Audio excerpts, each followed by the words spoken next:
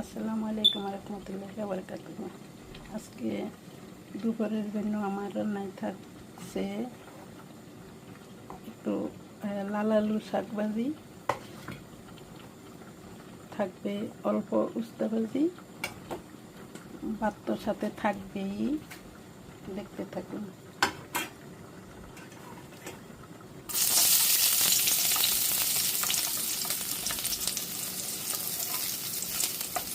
দিয়ে দিলাম একটু রসুন, দিয়ে দিব কয়েকটা কাঁচামরিচ,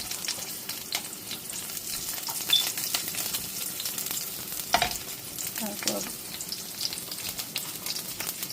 দিয়ে দিব পেঁয়াজ কুচি, একটু মরিচ দিয়ে কষিয়ে নেব।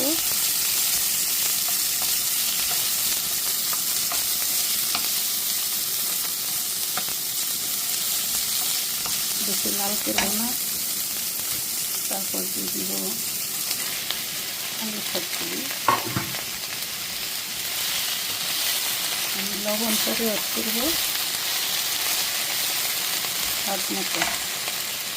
ফিরে আসলাম আবার শাকটা একটু দরদরা হওয়ার জন্য।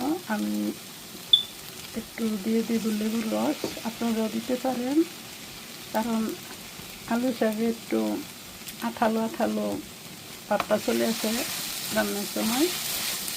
লেবুর রস দিলে দরদরা হয়, আঠালো ভাবটা থাকে না। এবার মরিচে মিক্স করে নেব অল্প সময়।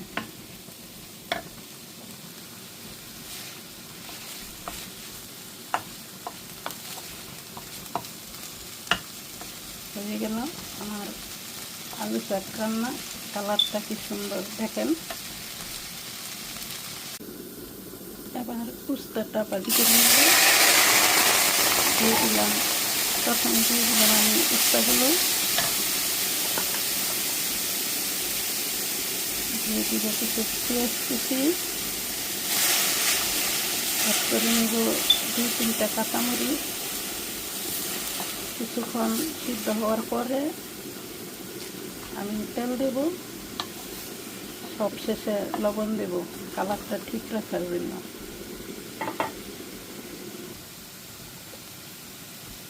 এবার অ্যাড করে নেব অল্প পরিমাণে অলিভ অয়েল তেল, সাথে দেব স্বাদ মতো লবণ।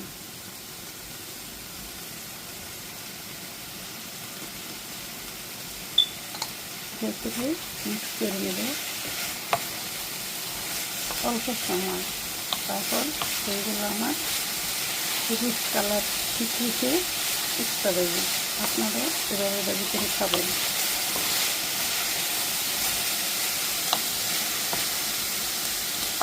হয়ে গেল আমার উস্তা ভাজি।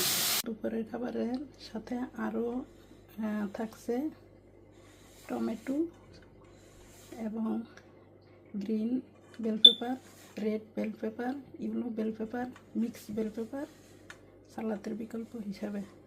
Thanks a lot everyone.